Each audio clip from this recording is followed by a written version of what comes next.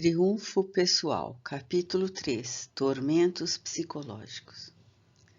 Em face dos graves acontecimentos odiernos, velocidade das comunicações, sucessão intermina de ocorrências surpreendentes, tragédias do cotidiano, avanços científicos e tecnológicos, ameaças contínuas de desgraças geradoras de insegurança emocional, o ser humano apresenta-se desestruturado psicologicamente, buscando fugir antes que enfrentar a realidade traumatizante.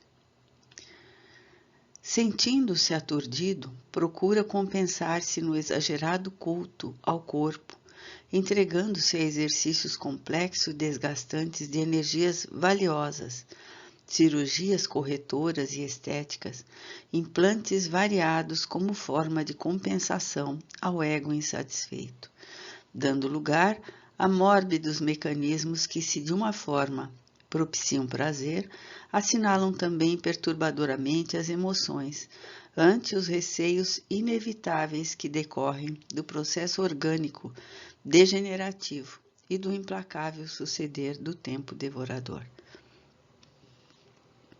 Dietas sem sentido alimentar e destituídas de nutrientes básicos para a saúde ameaçam o equilíbrio psicofísico, instalando graves problemas emocionais como a anorexia, a bulimia, a perda de memória, a irritação e distonias nervosas, outras que lentamente se instalam no comportamento do indivíduo, conspirando contra a sua saúde e o seu bem-estar.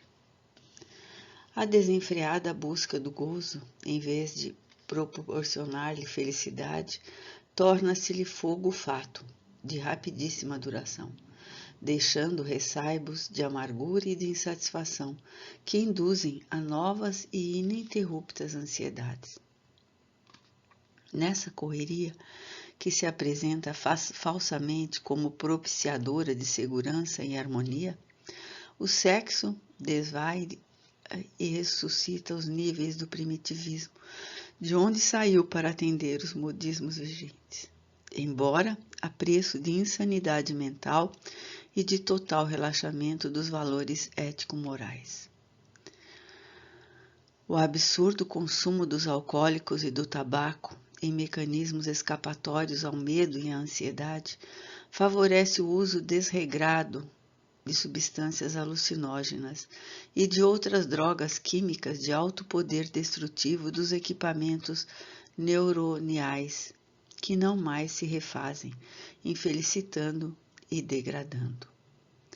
A apologia da insensatez produzida pela mídia alucinada perverte a identidade do indivíduo, massificando-o e nivelando-o nas faixas do egoísmo doentio, assim como da fatuidade. Não é de estranhar que o número de pacientes neuróticos e psicóticos se faça cada dia mais expressivo, mais avassalador. Os efeitos dessa ocorrência são de alta gravidade, porque instalados os distúrbios em pessoas psicologicamente frágeis, prolongam-se, transformando-se em enfermidades de difícil diagnóstico e mais desafiadora terapia. Ao mesmo tempo, a perda de contato do ser humano com si mesmo, esmagado pelo desconcerto moral que graça na sucessão dos escândalos que chocam e logo passam, deixa a falsa ideia que a felicidade é conquista do poder para o prazer e do ter dinheiro para comprar o poder, completando o círculo vicioso da ostentação e da queda, da glória sob os holofotes da ilusão e do imediato ouvido nas masmorras do abandono a que vai relegado, bem como do conflito pessoal que surge e o domina.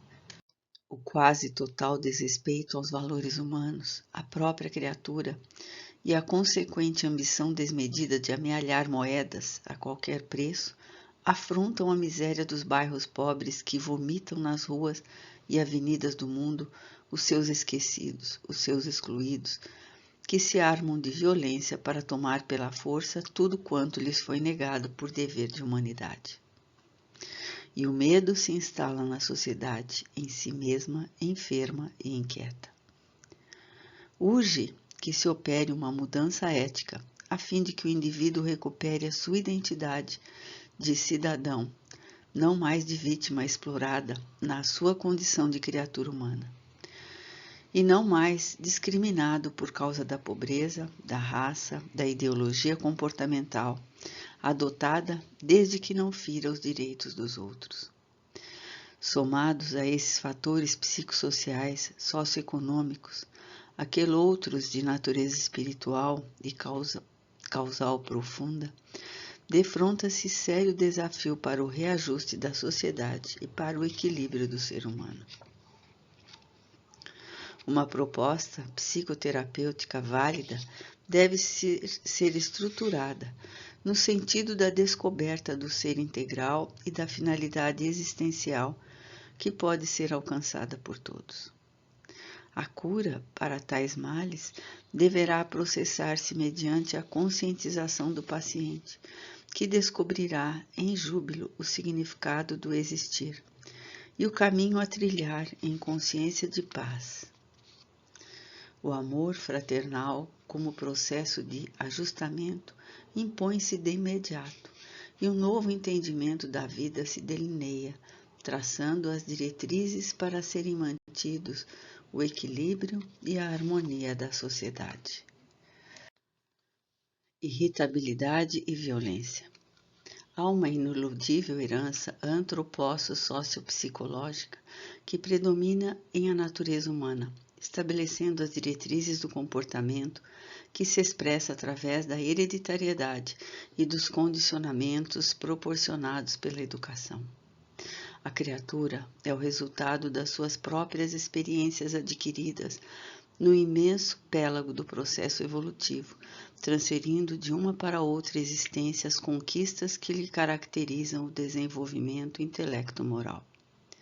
Na condição de espírito em crescimento, fixa novas aprendizagens nos patamares construídos anteriormente, sem fugir das suas naturais imposições, que remanescem em aspirações, tormentos, bem-estar ou desequilíbrio.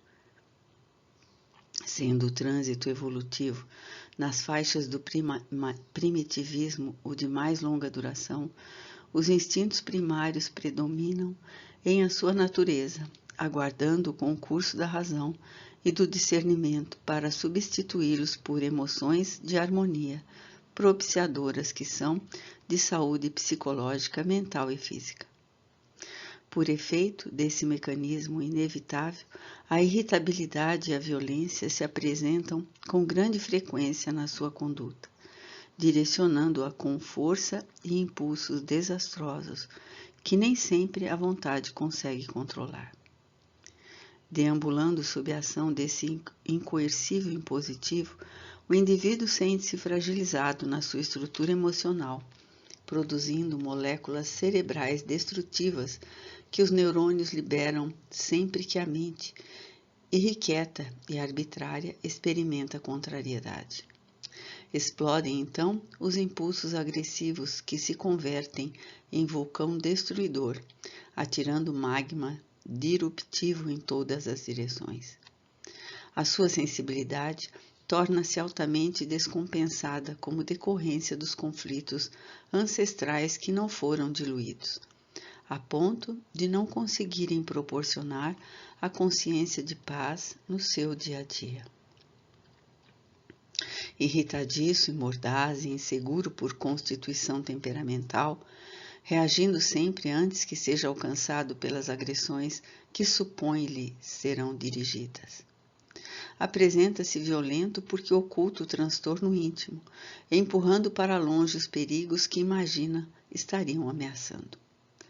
A sua linguagem verbal é tempestuosa, marcada pelo cinismo e pela suspeita, enquanto a corporal é tensa, apresentando os músculos rígidos e distendidos, e a mental é desconfiada e autopunitiva.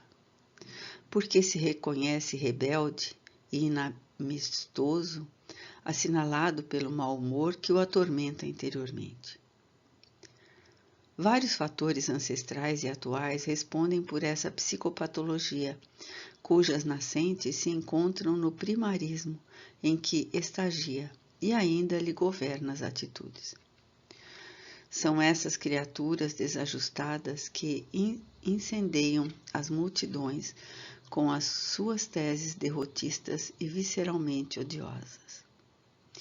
Cultivando excessivo orgulho que denota permanência na infância psicológica, responsável pela insegurança pessoal, investem sempre contra tudo e todos, chegando não poucas vezes ao autossupliciamento, quando não podem descarregar a bilis doentia noutrem ou no grupo social em que se movimentam. Os seus relacionamentos são apressados e desestruturados. A sua conduta sexual é nervosa e insegura, nunca se entregando às emoções em plenitude, exceto quando assoladas por instintos agressivos, geradores de lutas e competições que esperam sempre vencer de qualquer maneira. Evitam os desportos porque não são capazes de competir de forma equilibrada. E quando eles se utilizam, têm em mente apenas exibir-se, agredir, vencer de qualquer maneira, compensando os conflitos que predominam no ego atormentado. As diversas terapias acadêmicas propiciadas pela psicanálise, da psicologia comportamentalista e pela humanista possuem valioso arsenal de recursos para auxiliar esses pacientes portadores de irritabilidade e de violência, por conseguirem desenraizar-lhes conflitos do inconsciente, que se exteriorizam na conduta habitual, convidando-os à mudança de comportamento, que é o passo essencial para a aquisição da saúde emocional. Os métodos ericksonianos igualmente oferecem uma grande contribuição terapêutica para esses como para outros tormentos que não podem ser desconsiderados, desde a sua apresentação gestual durante a consulta até aos confrontos estratégicos com o conflito da irritação e da violência, mediante a apresentação discreta de novas metas que interessem ao inconsciente que se encontra no comando desse mórbido procedimento. Há sempre uma grave preocupação terapêutica ancestral para a busca do porquê, da origem do distúrbio, o que é muito válido. No entanto, também merece cabido de redefinir-se papéis e despertar-se para novas estruturas de referência. Através do choque emocional, utilizando-se de conduta equivalente ou indiretamente, mediante criatividade que induz o paciente à conquista da harmonia e dos seus benefícios, deve-se recorrer às narrativas que produzam interesse, nas quais se podem introduzir palavras-chave, que serão entendidas pelo inconsciente e logo decodificadas para erguê-lo no patamar da razão, do entendimento, da amizade. Em casos de portadores de esquizofrenia, irritadiços e violentos, provavelmente essa terapia não lhes conceda a saúde desejada, mas lhes pode brindar a contribuição valiosa para uma existência social harmônica, despertando-lhe a afetividade e a motivação, o interesse e a responsabilidade que lhes constituem desafios difíceis de ser assimilados. No transtorno esquizofrênico, sem dúvida, a terapêutica psiquiatra faz-se relevante e necessária. Não obstante, a psicologia também possa ser introduzida no momento adequado.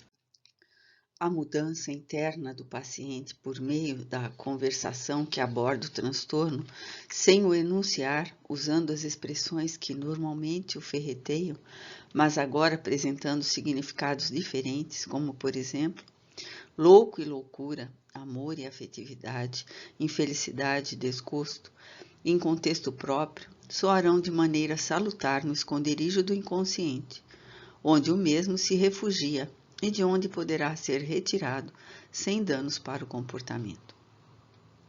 Descoberto o conflito, a abordagem sugerirá, mediante linguagem própria em confrontação indireta.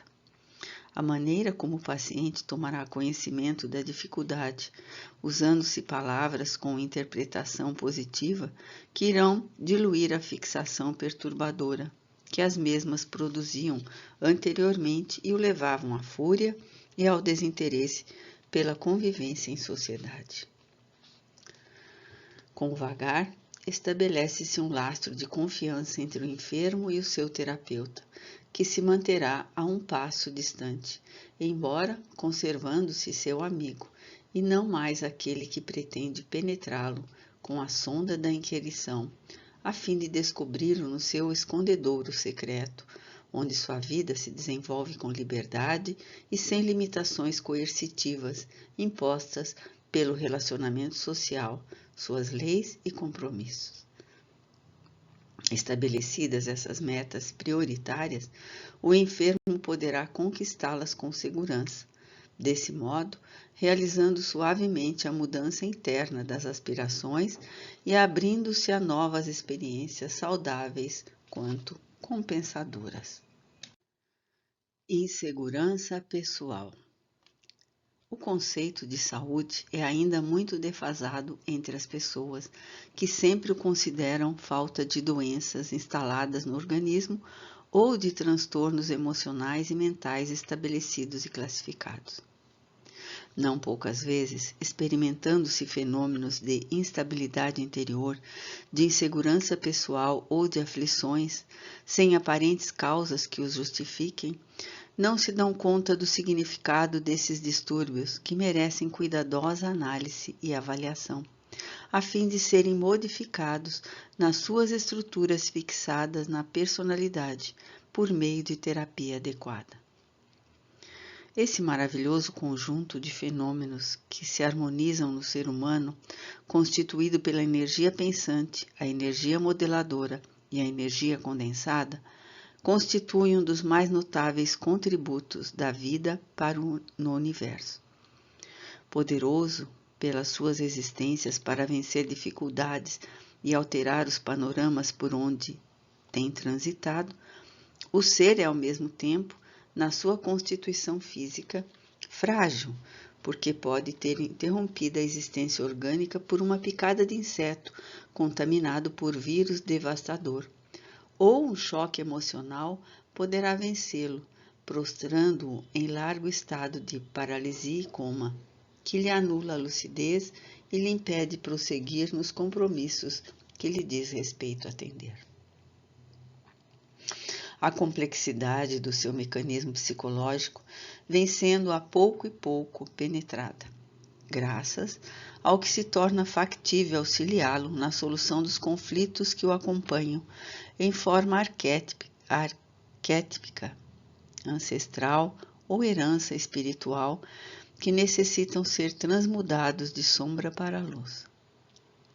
Nesse processo evolutivo, os alicerces do inconsciente vão se modificando, enquanto novos contributos são oferecidos, a fim de que se possam construir as possibilidades ainda não logradas através do tempo e dos esforços da mente orientada para o bem-estar, o equilíbrio, a saúde real. Como resultado dessas heranças primevas, alguns fantasmas emocionais acossam-lhe a consciência, produzindo a inquietação que trabalha contra a sua harmonia psicofísica, aturdindo-o e dificultando-lhe fruir galhardamente as infinitas possibilidades de alegria e de paz que se lhe encontram à disposição.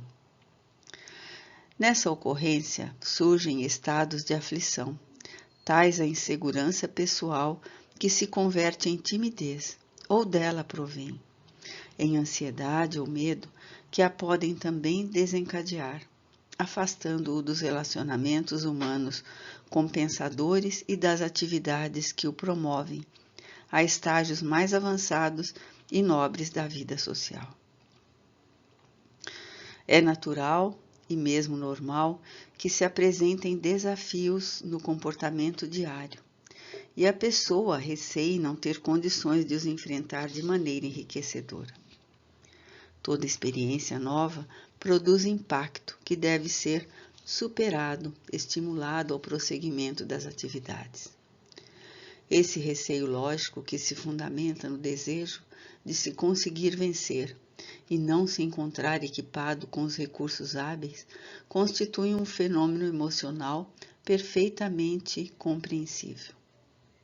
No entanto, essa pertinaz incerteza quanto às possibilidades existentes para a luta, acompanhada pelo autodepreciamento, acreditando-se sem oportunidade de desenvolver novos valores, ao lado do sentimento de inferioridade, são manifestações de conflito que devem ser enfrentadas com decisão, mesmo que se experimentando angústia nas primeiras tentativas terapêuticas. A existência corporal é ensancha de crescimento espiritual e de aquisição de infinitos recursos iluminativos, que constituem a grande meta da existência humana, aguardando ser conseguida. Superando os patamares inferiores do processo, vão-se conquistando novos níveis de conhecimento e de sentimento, ao tempo que se descobre que cada passo adiante faculta mais possibilidade de serem vencidos os novos enfrentamentos. Uma saudável empatia toma então o indivíduo que se encoraja a prosseguir com altivez, superando os desalinhos interiores por melhor interpretá-los, não lhes concedendo maior significado emocional e permitindo-se de forma agradável ser possuidor de limites que cumpre superar. A insegurança pessoal desse modo remanesce de vivências atuais, educação no lar mal orientado, mãe castradora, pai negligente, família desestruturada,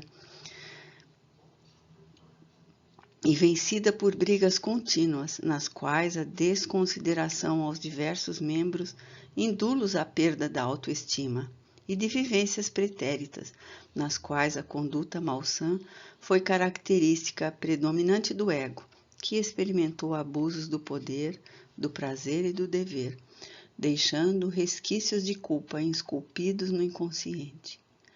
Ressumando dos dramas angustiantes que o comportamento anterior produziu em outras existências que ficaram estioladas, o juiz interior estabeleceu a necessidade do resgate dos crimes, apresentando-se na atualidade como uma espada de Damocles, oscilante e que se encontra presa por delicado fio, prestes a cair sobre a cabeça do condenado. Diante de tal situação, cabe ao paciente uma análise honesta da sua realidade atual e da sua conduta contemporânea, avaliando os recursos que possui sem autorrecriminação nem autopunição, passando a vivenciar experiências possíveis de serem completadas, ampliando seu raio de ação moral e emocional, através de cujas contínuas vitórias possa adquirir com autoconfiança e autovalorização. Não se compadecendo do conflito entranhado nos painéis do inconsciente, irá substituindo-o pela alegria de poder percorrer novos caminhos, conviver com diferentes pessoas e situações de maneira agradável e compensadora. O eminente Dr. Milton Erickson proporia certamente, em problemática dessa natureza, a aceitação pelo paciente dos seus valores positivos, ampliando-os assim, ajudando-o a trabalhar as incertezas. Valores negativos por meio da confiança em si mesmo, em pequenas doses até alcançar o nível do bem-estar. Essa mudança de conduta mental auxiliaria aquela outra de natureza emocional, que cederia lugar à alegria de viver intensamente, tornando-o um membro ativo e produtivo da sociedade onde se encontra. Quanto mais alguém foge de um problema, mais difícil se torna equacioná-lo. A melhor maneira de o enfrentar começa no esforço para diminuir-lhe o conteúdo emocional perturbador, nele vendo, pelo contrário, a possibilidade de mais enriquecimento através de uma comunicação injuntiva em relação com a vida. O que constitui insegurança, incerteza afligente, cabe converter em experiência viva e significativa, por meio do esforço para saber-se em condições de triunfar, o que depende exclusivamente daquele que se empenha por consegui-lo. Desajustes internos. Uma visão neurofisiológica do ser humano poderia afirmar que este é resultado somente das moléculas de neuropeptídeos produzidas pelo cérebro, tais as interleucinas, o interferon, as endorfinas, cuja contribuição para o equilíbrio psicofísico é de essencial significado. Por outro lado, os fisiologistas estariam em condições de definir como esses neurotransmissores são essenciais para o funcionamento orgânico e de inumeráveis atividades psíquicas do indivíduo. Em razão desse mecanismo físico, algumas escolas fisiológicas e psicológicas fundamentam a sua tese no reducionismo, no materialismo. Fosse realmente a vida patrimônio exclusivo da matéria e teriam razão. Não obstante, a criatura humana é mais do que o corpo, é o espírito, no qual se movimenta, independendo da indumentária que se reveste e através da qual interfere, orientando toda a sua constituição e funcionalidade por meio da mente, que é o instrumento de que se vale para os objetivos essenciais. O que é considerado como causa unívoca para a existência do ser pensante, em realidade resulta das reações normais dos neurônios sob os estímulos químicos e eletromagnéticos, bem como de outra ordem, procedentes do ser espiritual, que assim se expressa para o processo da própria evolução. Conforme o estágio em que se encontra, os fenômenos se propicia são efeitos de sua ação, mesmo que inconsciente, produzindo os resultados equivalentes à sua posição moral. Quando se trata de alguém portador de consciência culpada, as neurotransmissões se fazem deficitárias e as moléculas de neuropeptídeos, por escassez ou excesso, produzem distúrbios emocionais ou psiquiátricos correspondentes, exteriorizando-se como psicopatologias específicas. De igual maneira, os processos de nutrição do organismo se devem à sintetização de substâncias que são ingeridas através dos alimentos, da água e de outros recursos nutricionais, ou mesmo como resultado dos produtos metabolizados pelos tecidos. Para que exista energia, é necessário que as reações de natureza bioquímica realizem a síntese dos elementos que são enviados por esses núcleos de fornecimento. Defrontam-se nessa conjuntura duas vertentes de produção energética: a que se deriva da oxidação lenta de todos os alimentos que são ingeridos e as que procedem, vez que outra, das inevitáveis reações bioquímicas. Quando se está sob transtorno neurótico ou distúrbio de diferente ordem, o organismo exige o consumo de vitalizadores e outros recursos indispensáveis para a manutenção das células. As substâncias que se encarregam de dar começo, continuar e concluir as reações bioquímicas são, portanto, as enzimas. Pela sua constituição, tornam-se verdadeiras catalisadoras, permitindo que tudo funcione com eficiência e rapidez. São elas que cooperam em favor do sistema imunológico, evitando a instalação e proliferação das doenças. A vida mental, decorrente da conduta moral, é de relevante significado para o binômio doença-saúde, porquanto dessa usina de forças procedem as energias que harmonizam ou desequilibram a maquinaria que irá produzir os elementos vitais para a preservação da sua realidade temporal. Naturalmente, a preponderância da hereditariedade com as cargas necessárias à depuração do ser encarnado, As sequelas das enfermidades infectocontagiosas constituem elementos dominantes para a ocorrência de distúrbios emocionais, psíquicos e as degenerescências físicas. Esses acontecimentos, porém, expressam-se como decorrência dos impositivos que proporcionam o progresso espiritual, em cuja fatalidade todos se encontram.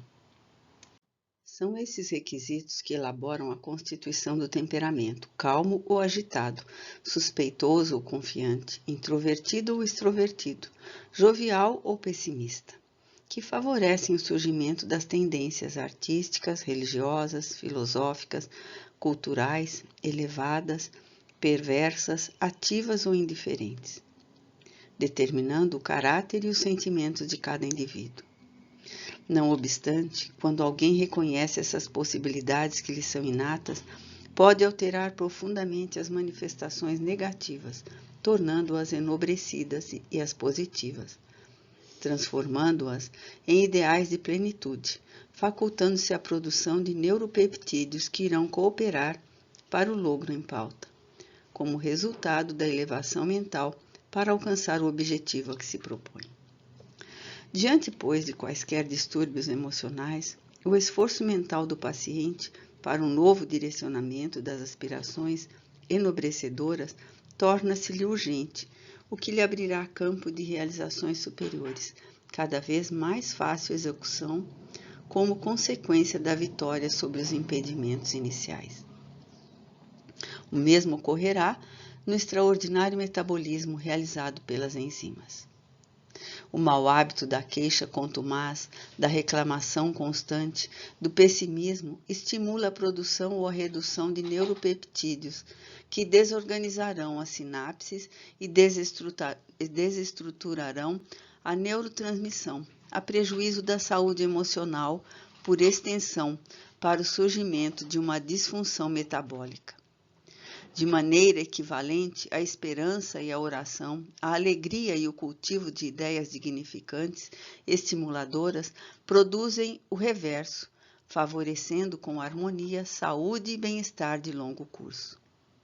Emergindo do inconsciente coletivo no qual estão inscritas as realizações individuais, inconsciente pessoal, heranças das reencarnações anteriores, o ser espiritual sintetiza as necessidades e descobre as possibilidades de que dispõe para corrigir os distúrbios internos, que são as consequências morais das desarmonias psicológicas ancestrais e dos descalabros emocionais que se permitiu.